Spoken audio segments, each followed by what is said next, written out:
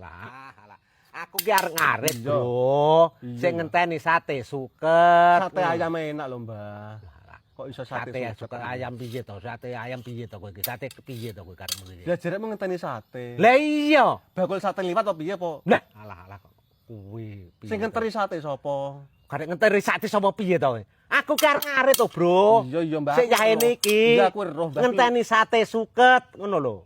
Kok iso sate suket? Sing ngenteni sate suket sapa? Lah karek ngenteni sate suket to piye? Berarti sing enak sate kambing to, Mbah. Alah.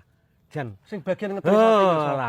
Kowe iki kepala panganan kowe iki. Jerekmu Nyambut gawe. Ngenteni sate. Lah Sing ngenteni iya. sate sapa? Isih yaene iki aku ngenteni sate suket ngono lho. Jabang bayi doyan, Mbah. Lah. Kowe piye to karek? Doyan to sate suket ngono ki.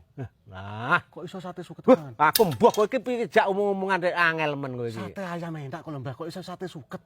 Lah jan sik yaene iki to ngenteni sate suket ngono lho. Apa yo doyan?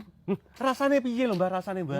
Alah mbah kowe iki to omongan. Ora sing ngenteni sate sapa? Arep batek kae kuwi ya kok takon iki. Lah jerek ngenteni sate. sing Lah ngenteni iya sapa? iki ki sik yaene iki arep ngarit iki aku ki ngenteni sate suket. Sing ngenteni ngono lho. sapa lho, Mbah? Kok geragas men sate suket dipangan, Mbah? Alah mbah kowe ki lek jak omongan jan